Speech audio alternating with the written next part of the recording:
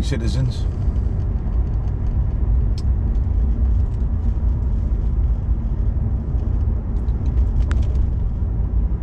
I haven't made a video in a few weeks, and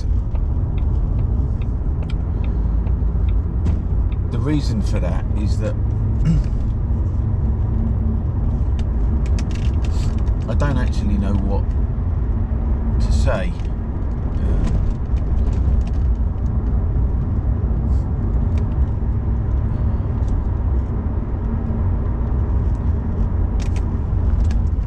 The totalitarian state seems to be progressing with all haste at the moment.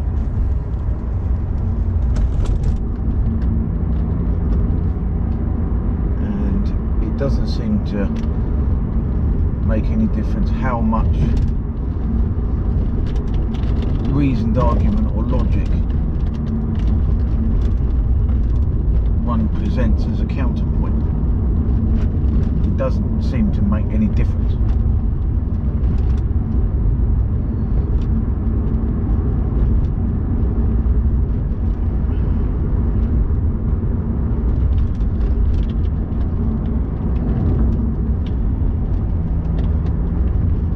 I'm going to London today, and I'm going to observe the veterans protest that's supposed to be happening outside Parliament today. You know, I'm going there as an observer, not being a serviceman or ex-serviceman myself. I'm not, you know, I feel I shouldn't necessarily be getting involved, but you know, I'm going there as support and to observe, and I'm hoping that the sight of hopefully very many servicemen and ex-servicemen protesting about what's happening might be sufficient to at least wake some other people up.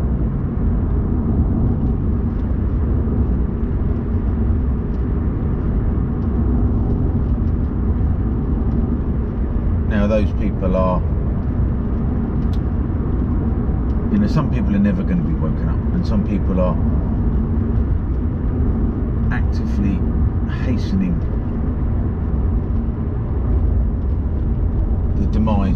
the complete demise of our free society, seemingly oblivious to the kind of world that they're going to end up living in. I can only assume that they somehow think that the totalitarian state will never come for them.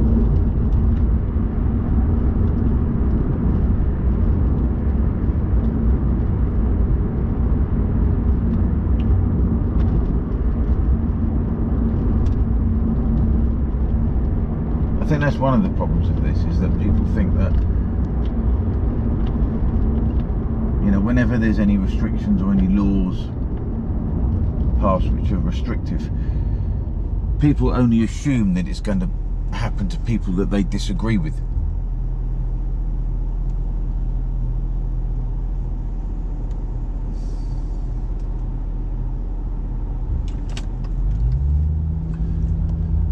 And they can't imagine that they would ever be on the wrong side of that line. Seemingly, no matter how obvious that is. I mean, it's you know, I don't know how much obvious it needs to get before people realise. You know, people have been double jabbed, and they think that's the end of the matter. They think, well, I'm okay now, I'm double jabbed, I can do anything I want now.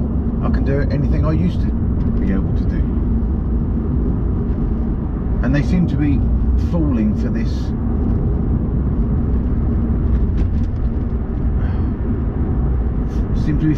the lie that the government tells them that that is the case. But we now know that booster jabs are coming. So you're going to have to be triple jabbed. And anybody who is merely double jabbed will be considered unvaccinated. And probably will be considered to be an anti-vaxxer.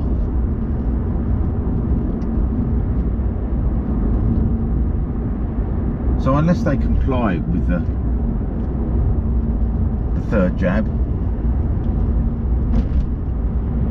they will find themselves on the wrong side of that line. Of course, at the moment, those people will comply. And they'll comply with the fourth and the fifth. And so on.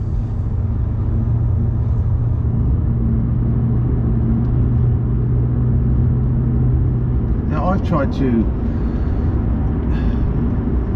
you know, I've not really invested a lot of my ideas in that the vaccine is dangerous. You know, there's certainly a fair amount of certainly a fair amount of evidence to suggest that it is, but it's not something that I've ever really focused on.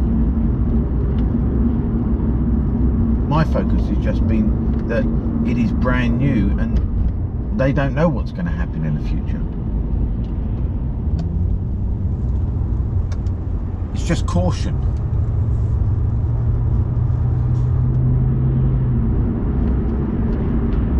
That's really been the extent of my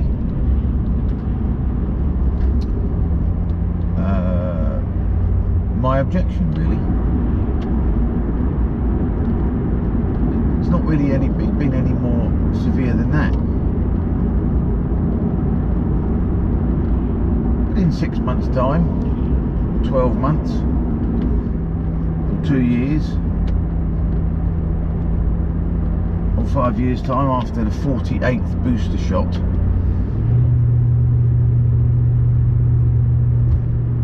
you know, are people going to be showing negative signs after all those chemicals have been pumped into them?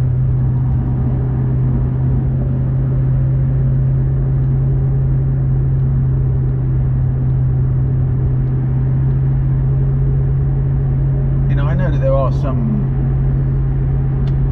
you know, there are some vaccinations where people do have boosters. They have them every so often, or they have them if they need, if need be.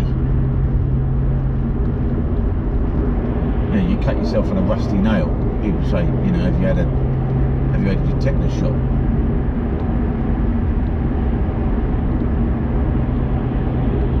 You get bitten by a dog. Have you had your rabies shot?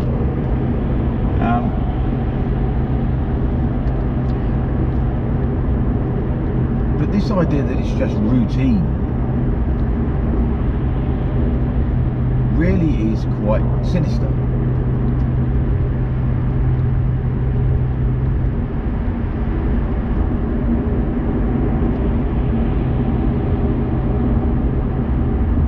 But as I say, I've not really focused on that. I've mostly tried to focus on the principle.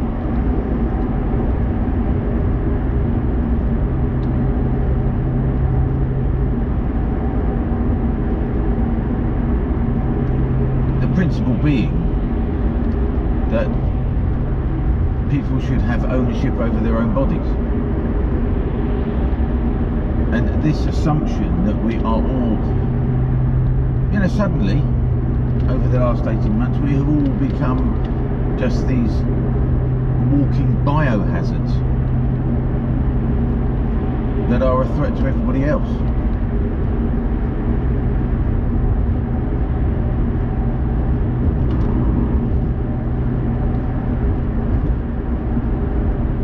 That you have a 99.7% chance of surviving even if you catch it.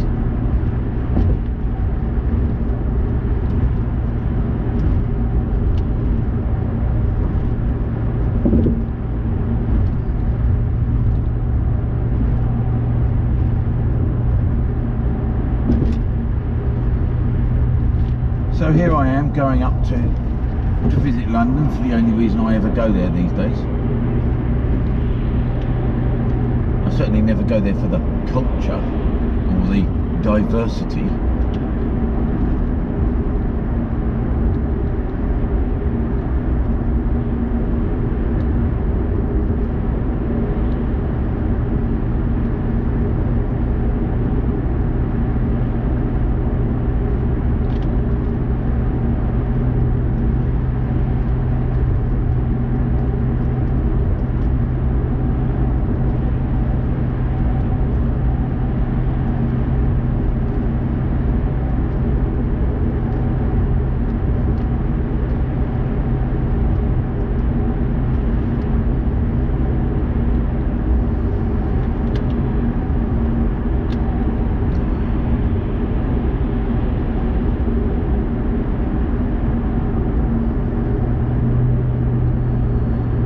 So I haven't made any videos, partly because I'm busy, you know, because tyranny or not,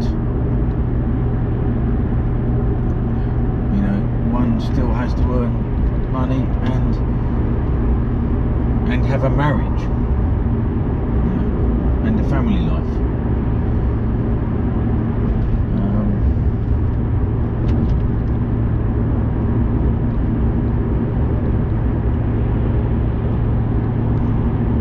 I feel like I'm running out of things to say to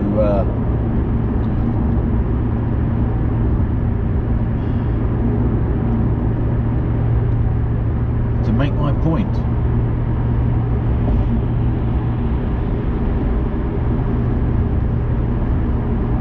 Now, and less people are listening, so it's even less reason to make the sacrifice. Like I say, really the only reason I do this anymore is so that there is a record.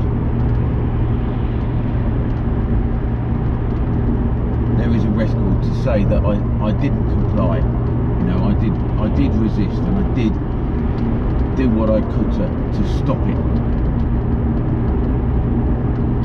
You know, I mean, who knows when push comes to shove and I'm about to lose everything or go to jail, you know, maybe I'll give in.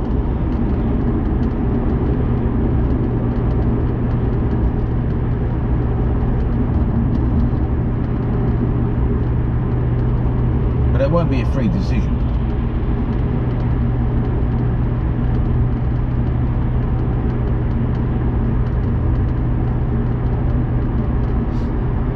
It's like when policemen beat confessions out of people. You know, it doesn't hold up. You beat someone hard enough, they'll say they started the Great Fire of London.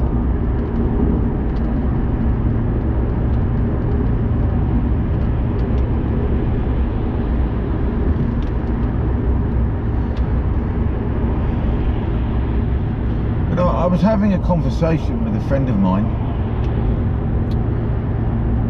who's never concerned about any of this stuff. All he's concerned about is himself and his family and making money. It's not to say that he's a nice guy, he's one of my oldest friends. But, you know, his country is him and his family and a few choice people around him. You know, he didn't tell me in so many words, and I don't, you know, I can only guess. He didn't say that he'd had a vaccination, and I didn't ask, but I'm assuming he has. And, you know, he's got 2 teenage boys, and he didn't tell me that he was going to get them vaccinated.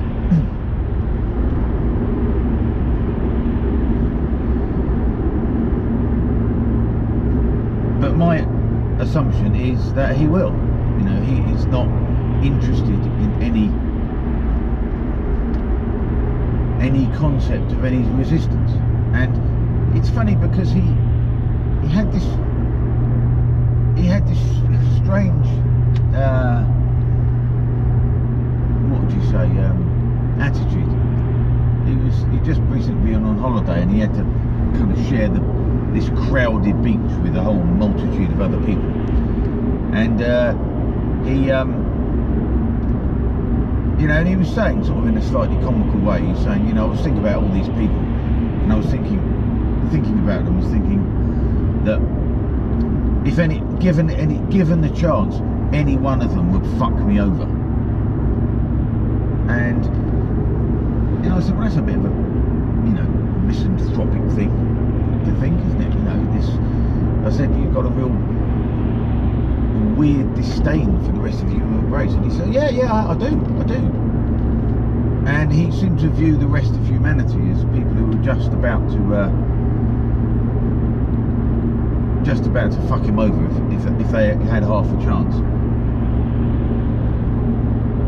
And then, not a few minutes later, he was trying to tell me that the politicians had our best interests at heart, and why wouldn't they?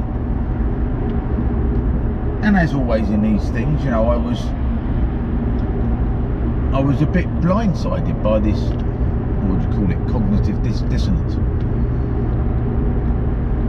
You know, he thinks that strangers he sees in the street would fuck him over the first chance they get. And yet he thinks Boris Johnson and pals have got our best interests at heart. And that, you know, he didn't actually say it, but he's called me a conspiracy theorist in the past, and he's kind of, and yet he was saying that, so he's attributing, you know, good motives on the part of the politicians who have every reason to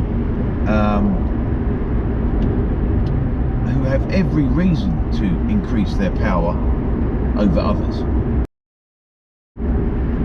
And yet he completely dismisses the average person in the street. The average person in the street who, if he were drowning, would probably jump into the water to save him.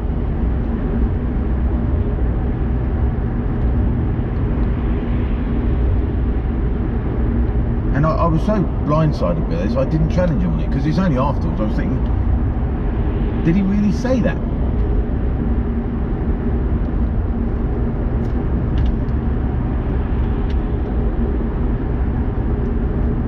And I don't do this as a rule, and perhaps this is a failing of mine, is I do try and keep my YouTube life separate from my real life.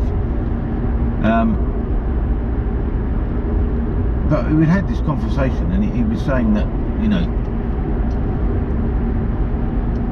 he didn't think that we were living in a country that wasn't free, and he was saying that I believe that I now live in an unfree country, and I've been saying this to him for months and months and months. So even before COVID, I was complaining about surveillance, as some of you will know,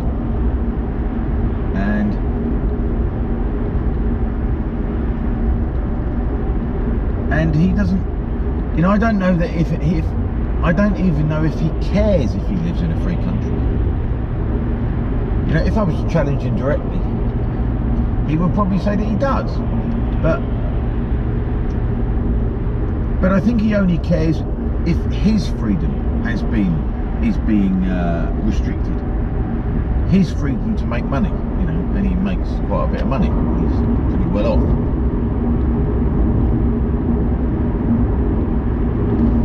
But it got me thinking about how I'm sort of losing patience with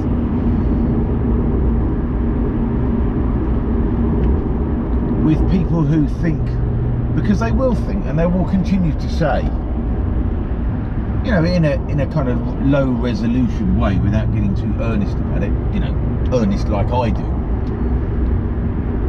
about how they live in a free country. And I kind of made a decision. I'm not going to let anybody get away with that anymore. If anybody just says, well, you know, well, it's a free country, isn't it? You know, I'm really going to go for them. And I'm going to be saying to them, you know, how on earth can you say it's a free country when the government decides what you have to put in your own body? And if you don't, you can't go to the supermarket, or you can't have a job, you can't earn a living. You can't feed your children unless you have this medical procedure.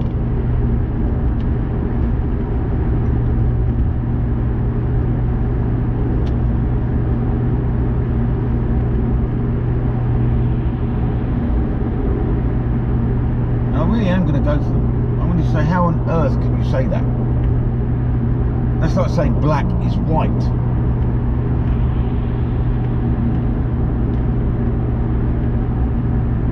And if people continue to sort of entertain this fantasy,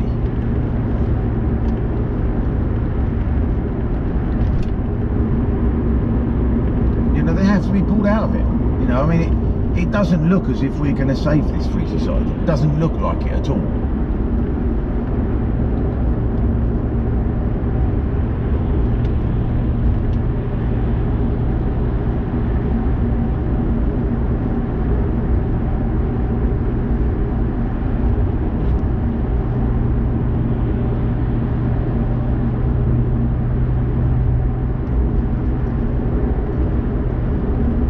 You know, totalitarian regimes always come to an end, and it will probably be the same with this one, but I mean, fuck me.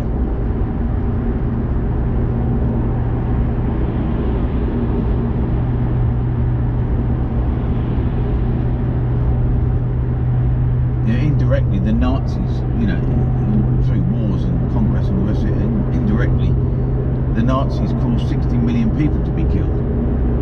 You know, the Soviets, probably 100 million. The Chinese communists, probably even more than that.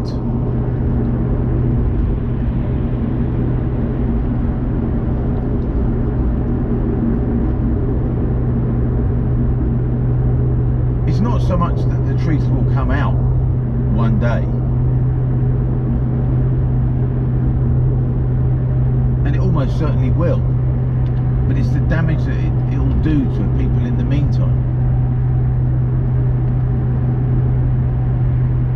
I remember reading about a protest by, it was a load of men in their middle age, in their 50s, like me, and it was, I think it was shortly after the communist regimes collapsed in Eastern Europe, and their protest was, you know, communism was gone by this time. By this point, they were now living in so-called liberal democracies by this time. But the protest was, our youth was stolen. Our youth was stolen by this communist madness, and now some of us are approaching to be old men. The best years of their lives were stolen by this ridiculous totalitarian ideology. And I thought it was just so poignant, you know, they'd survived, you know, and they'd had, presumably they'd had families, and, you know, and they came out of it in their 50s and later, supposedly into a free country, eventually. But they'd had most of their lives ruined by a bunch of power-mad fucking psychopaths who just cannot stop trying to tell other people what to do.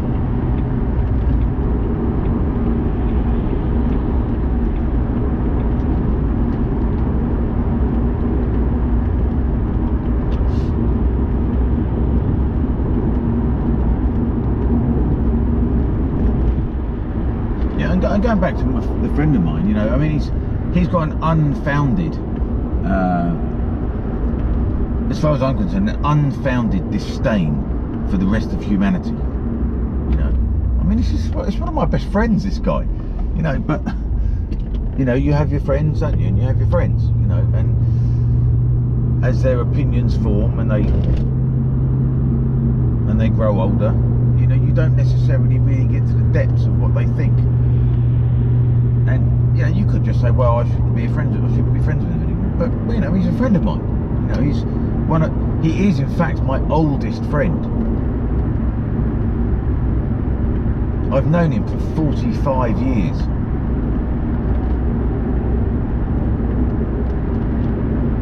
But you know, he's got this, like I say, unfounded disdain for the rest of the human race. And, you know, I'm now in a position where I've always had a very good, you know, relatively positive view of the human race. But the way the populations of the world have responded to this has really shaken my belief in people to the core.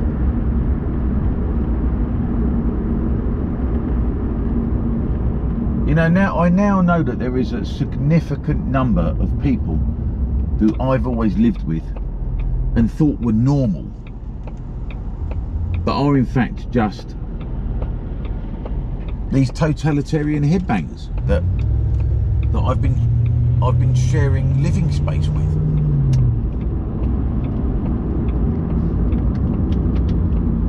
Now, I mean, those people are, you know, a minority, but they're not a small minority. There's a big chunk of them. But what's really depressing is the amount of people who are just going along with it. What was it that guy said?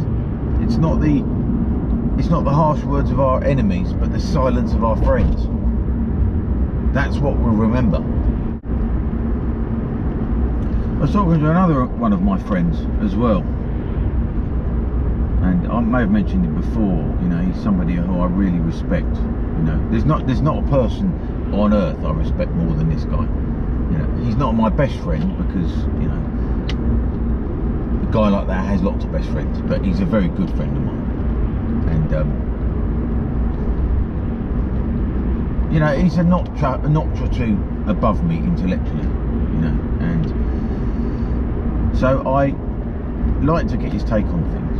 And it's funny, this is an intelligent bloke, and he knows the philosophy, he knows all about John Stuart Mill, he knows the tension between liberty and communitarianism, and, you know, and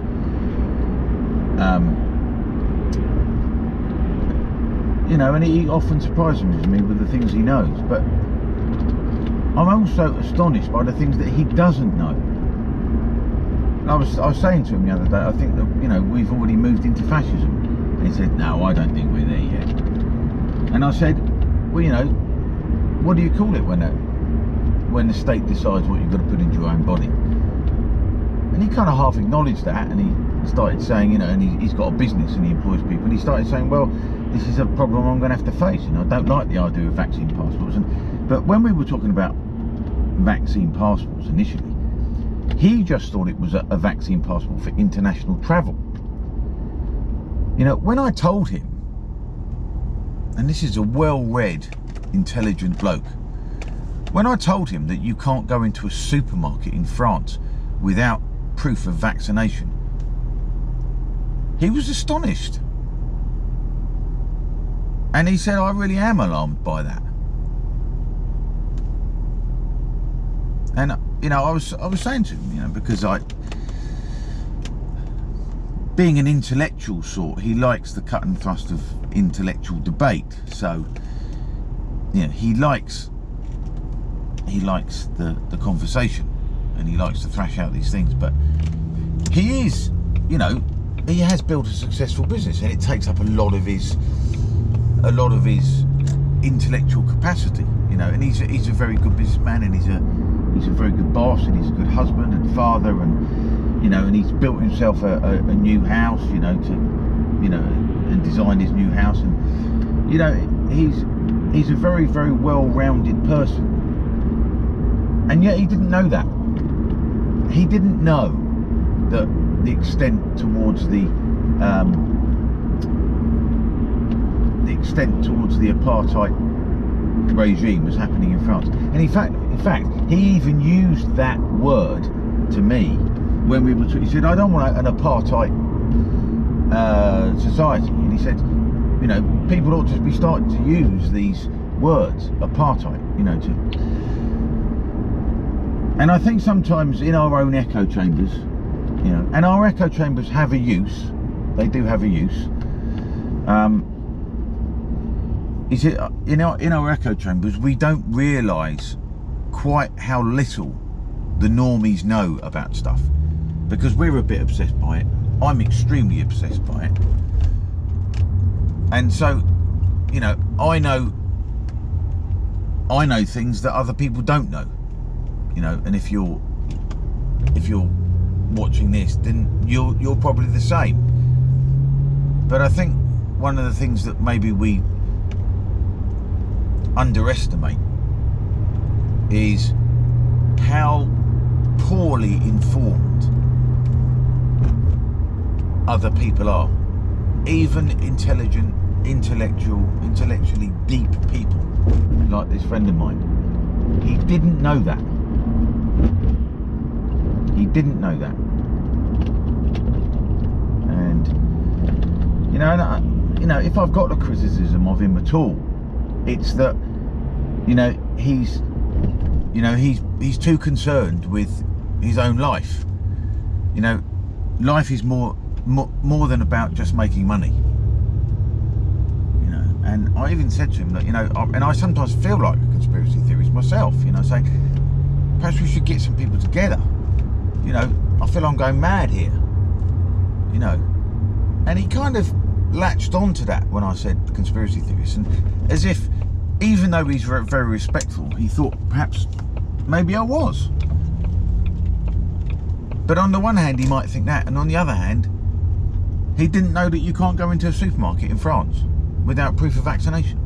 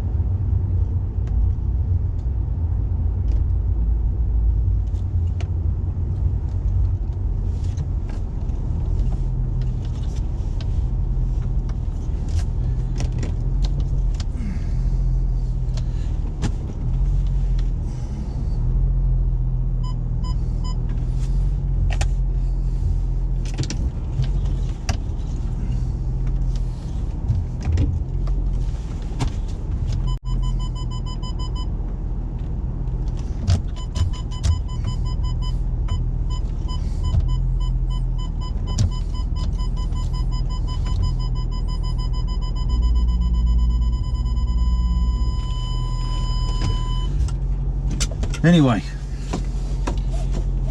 it's now 11:15. It's bright and sunny. I'll do another video when I come back.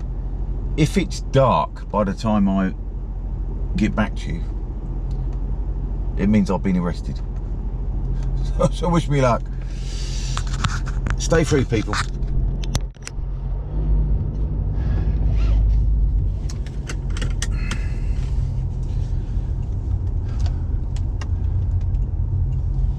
Right, well, the good news is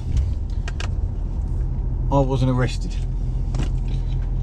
The bad news is that there was no protest to speak of. Maybe 200 people again.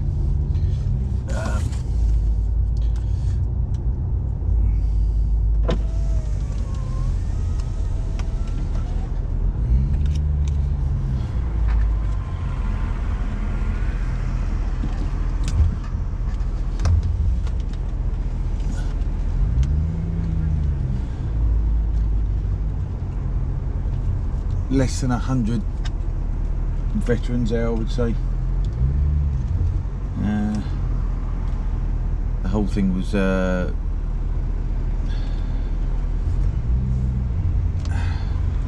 damp squib.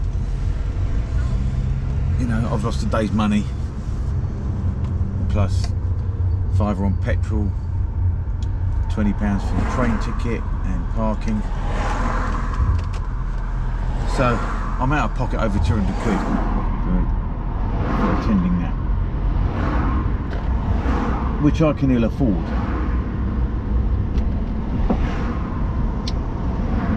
However, I only live 35 miles away from London, so I can't complain.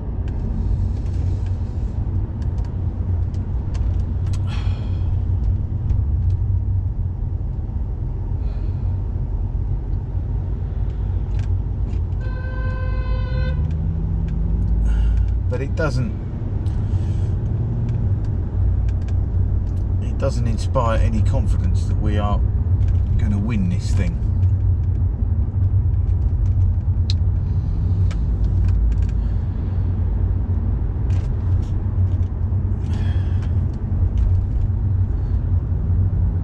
And as I was sitting there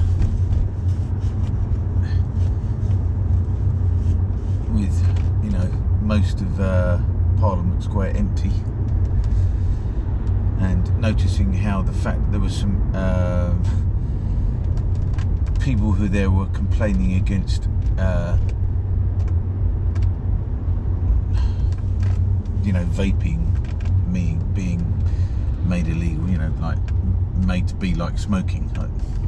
I don't know, it's not something I've followed. So they had their thing, and there was a bit of a contretemps between some of the veterans and them, suggesting that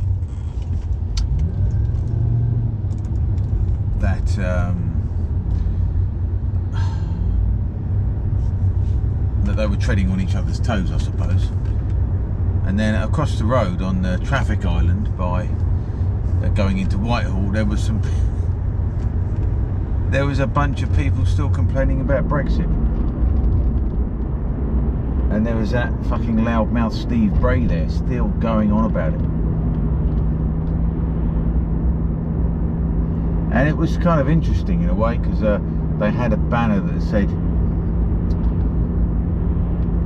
something like the impact of Brexit can no longer be concealed under the cover of COVID, which I thought was a bit of a stretch, really. I mean, it's just astonishing that people think that Brexit has had any relevance at all, or has any relevance at all, considering what we're now faced with.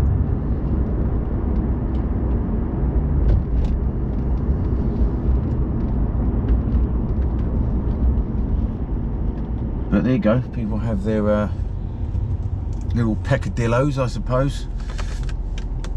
I mean, as you know, I was a big supporter of Brexit.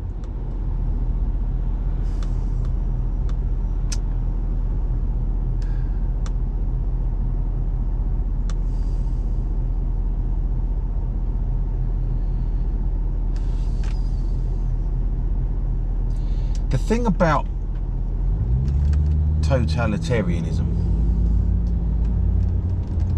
which I don't have a great deal of experience with, but I'm going to have a lot more, as is everybody else, is that when it creeps, and even though it is going quite fast at the moment, it's not actually affecting many people, you know. And people are stupidly thinking if they just agree to what the government demands of them, then that will be the end of it. You know, they're not thinking that their compliance has anything to do with encouraging the government to go further.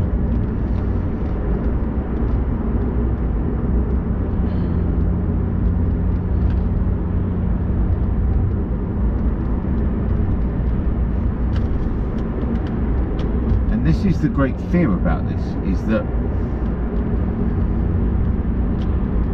I mean, I wonder when it was, you know, let's take East Germany as an example. You know, the Soviets were there sort of officially for 4 years after the war. In 1949 was the establishment of the so-called German Democratic Republic, the East German state. And I wonder what those East Germans would have thought at the beginning of that. They probably would have thought, they would have been quite pleased that the Russians were leaving. And they probably thought that things were going to get back to normal.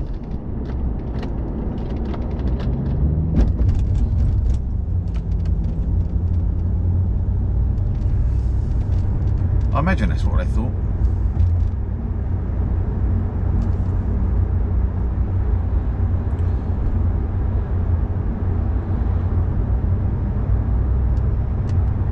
And they probably didn't realise that the East German state was a puppet state of the Soviet Union.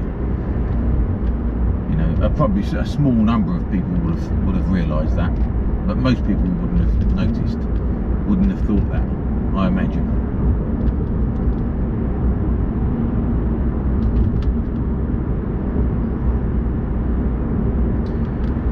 And so that would have carried on all the way through the 50s.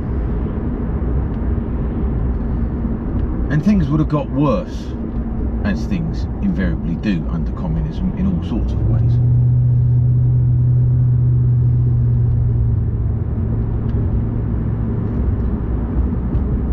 And I suppose from, you know, from the mid-50s onwards, when there were no travel restrictions, you know, people could have just gone to East Germany, to West Germany, if they wanted to. And then people started going to West Germany. And there would have been lots of people say, look, I'm getting out because this is going to be, you know, this is going to be horrible. And so they did. And other people would have thought, well, you know, it probably won't be so bad, you know. It won't be that serious. It's not so bad, and you know, and I've got friends and family and my job here, and you know, I don't know anybody in the West and all the rest of it. And I guess they would have thought that all the way through the 50s, and they would have thought it all the way up until 1961, when they built a fucking brick wall across the city. So they couldn't leave.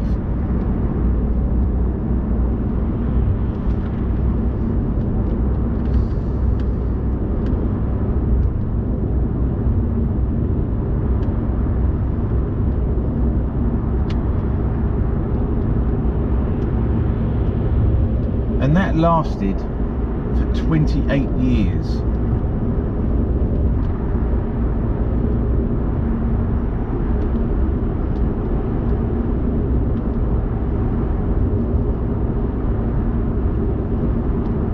So a man who was 20 in 1961, when the wall went up, he would have been approaching 50 by the time the wall came down again.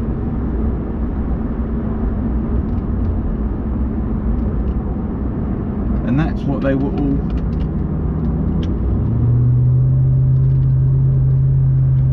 protesting about. Those wasted years.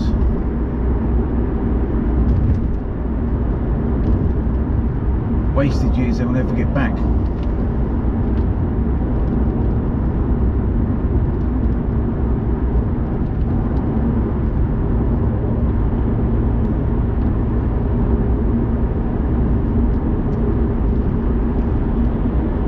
Is our experience with totalitarianism going to last as long as that?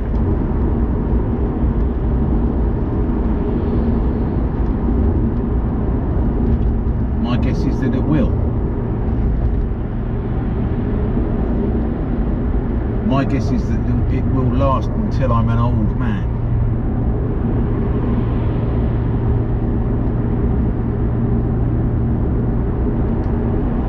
And one of the reasons that I think that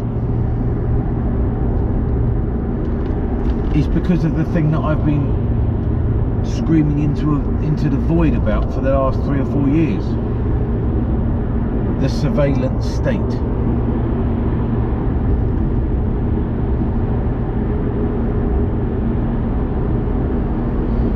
Now the East German secret police hated Stasi was probably certainly the worst security services of all the Eastern Bloc countries, maybe even worse than Russia itself.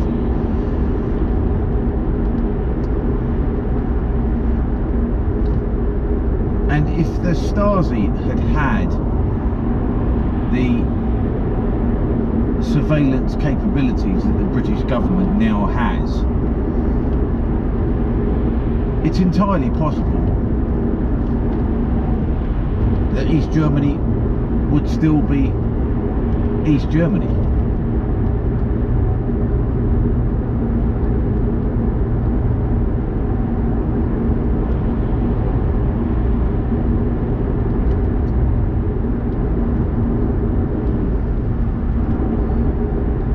The Stasi had a motto, and it's quite telling. It was to know everything. Information being power and all that.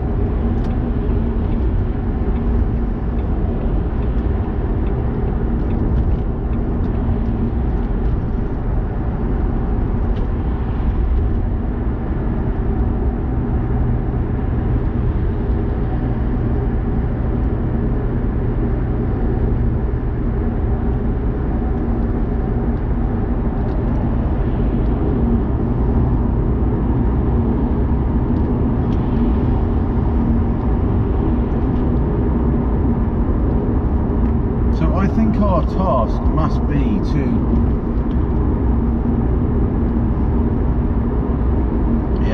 to communicate to the normies that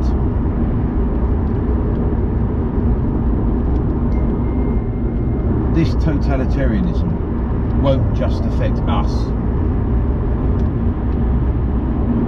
Won't just affect us, the anti-vaxxers and the lockdown skeptics.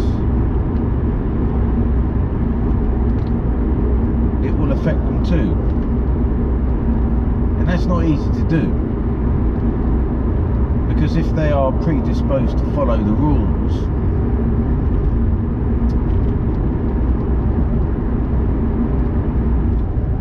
they can't imagine, they can't foresee a time where there might be a rule that they don't want to abide by. You know, what is so sickening is that so many people are not taking the jabbing of children as their red line. You know, so many of us on this side of the aisle have been sort of in a sort of kind of bout of understandable wishful thinking. They've been saying, well, they'll understand when they come for their kids, but they don't. They think it's totally normal for the state to decide what gets pumped into their children's bodies.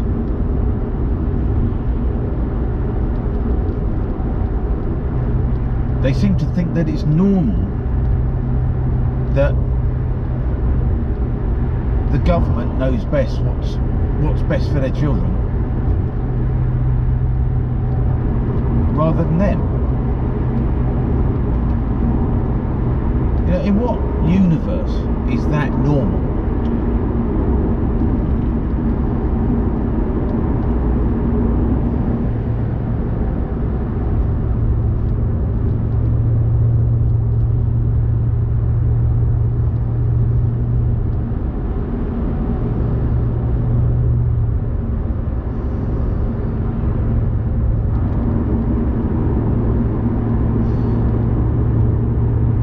There's another possibility as well, not that they just won't, that they don't realise, because in a way saying that they don't realise is kind of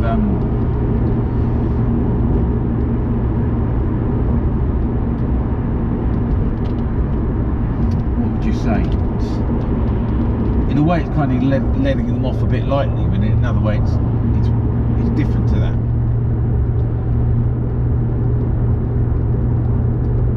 You see, I am, and I have been for some time, quite afraid of the British state. Now, when I say afraid, I don't mean I'm debilitated by it, but I recognise its evil nature. And I know that sounds a bit, a bit biblical, good and evil. But I do think that is what's happening. I do think there are genuinely evil actors doing what they do.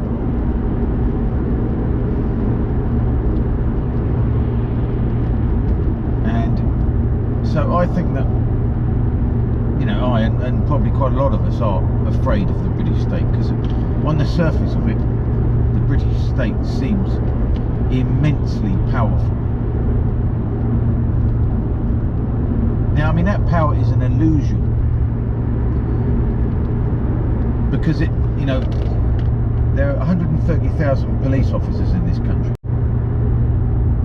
Now, that's one police officer for every 532 people.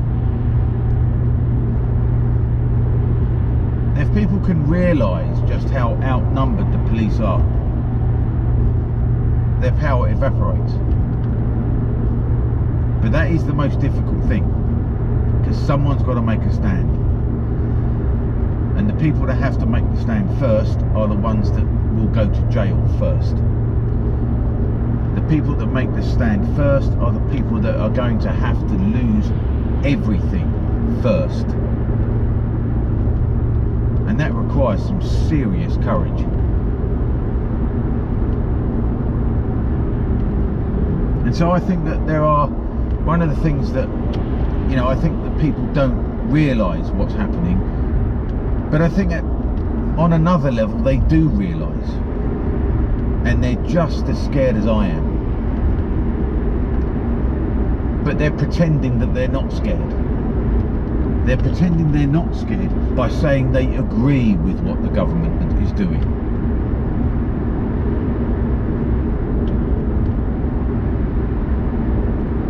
Because they don't want to appear scared. They don't want to admit, even to themselves, that they're scared. So they manufacture this kind of idea that what the government is doing is only reasonable and proportionate. When deep down I think they know what's happening is wrong. But they don't speak up.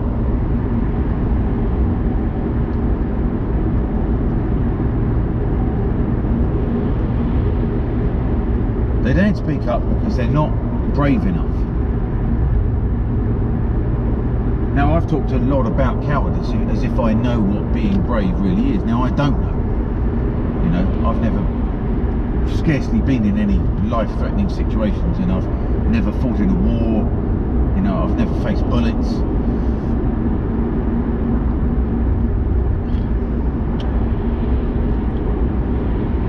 But the amount of courage that is required to defy this government is not huge if it's done early enough, and if enough people are firm enough.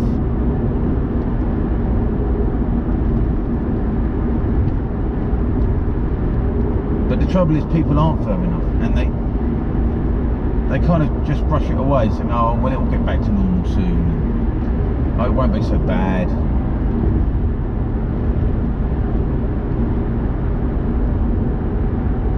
So you don't need an enormous amount of courage if enough people stand up.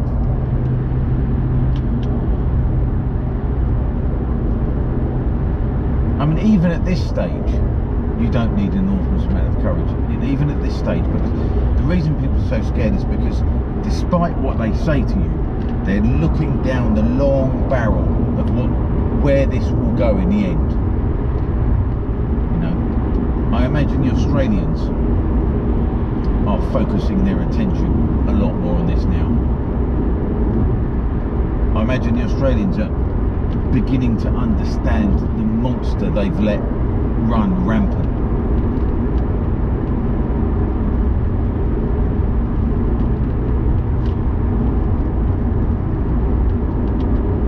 And Australia is the way it is now is because people didn't stand up early enough.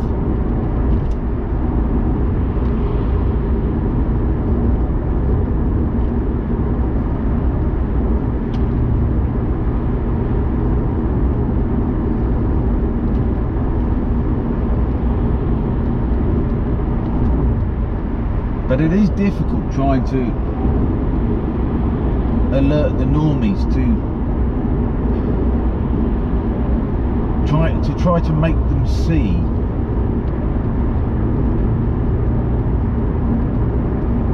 that this sort of thing won't just be aimed at the troublemakers, at us, at the anti-vaxxers, the anti-lockdown people.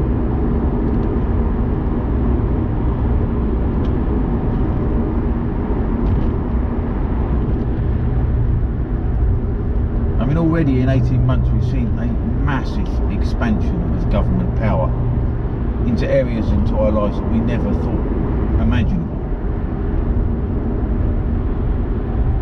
And they've changed our character.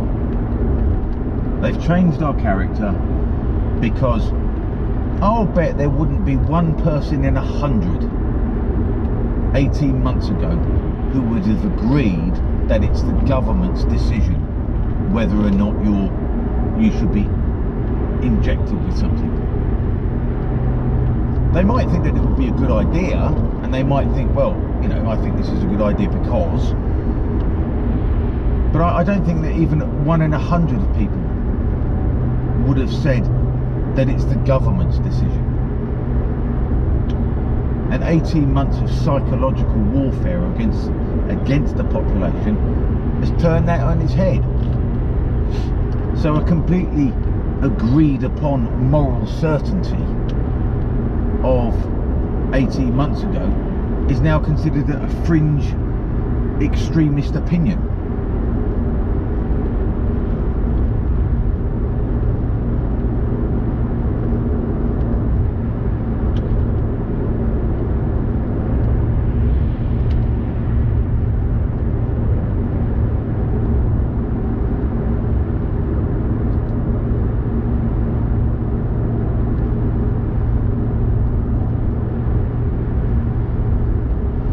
The British population has failed manifestly and completely in standing up to tyranny. It's absolutely failed completely. It's failed the test.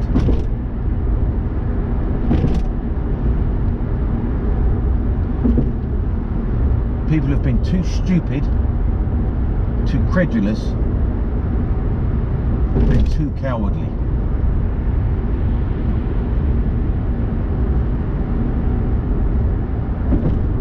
And the longer this goes on, the worse it will get.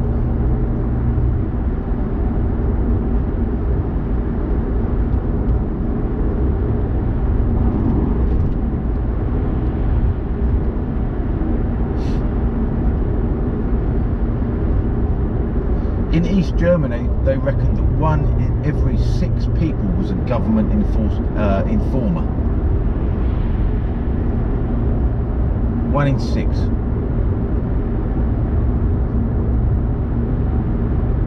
So you go out on a night out, 6 people, 1 of them is informing for the government. Go to a dinner party, 3 couples, 1 of them is informing for the government.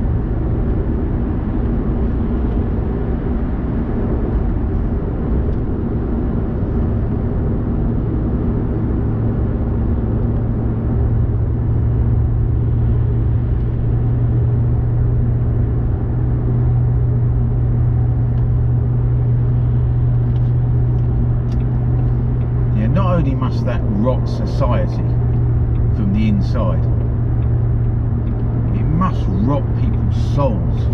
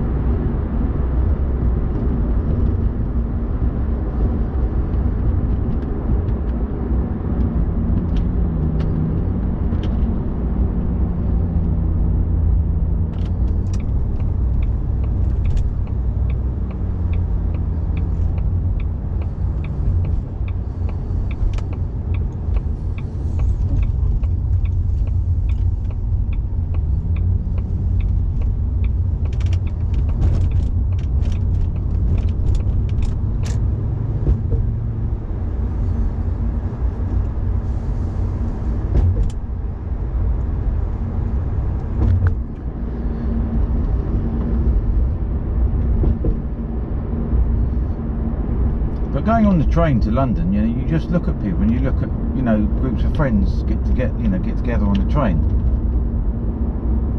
and they talk and they joke as if everything's normal. You know, we're not far enough down that where people are guarded enough. You know, we're not at that point where people are suspicious of their fellow man, of their fellow citizen.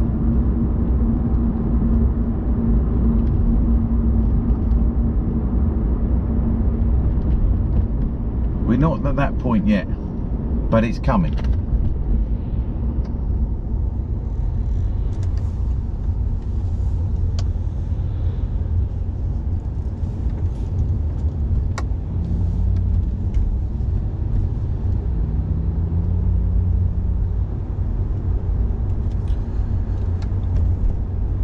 And even if we can do nothing else, and there is very, very little that we can do other than armed insurrection, which will be pretty difficult considering that we're all unarmed.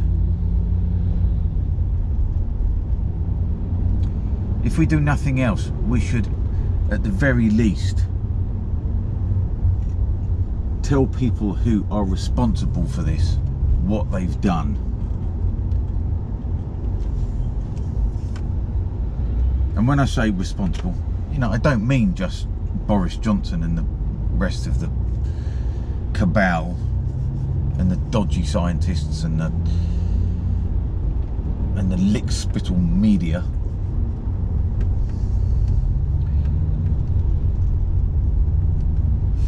I mean our compatriots, our fellow citizens. Because more than anybody else, they're guilty. They're guilty because they didn't stand up.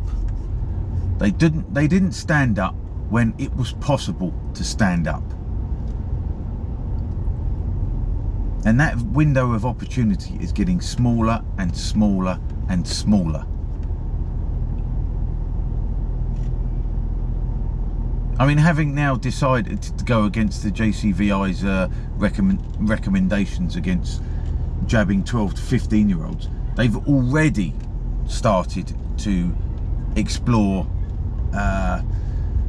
jabbing 5 to 11-year-olds.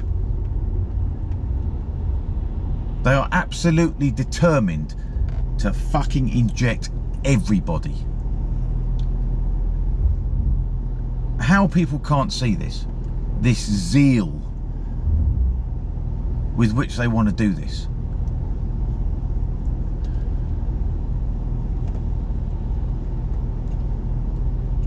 It started we'll just jab the vulnerable. 15 million people of the oldest generation, and now it's down, and now it's heading for 5-year-olds.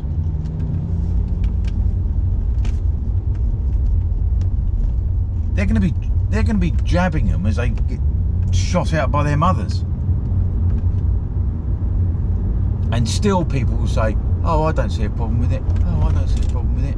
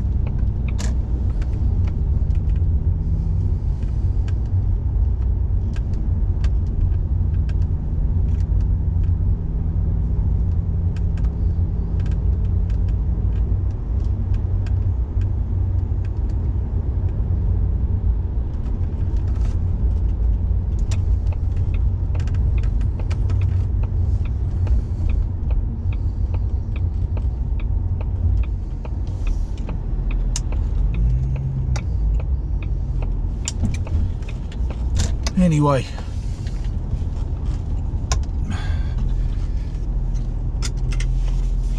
That's about all I have to say on the subject.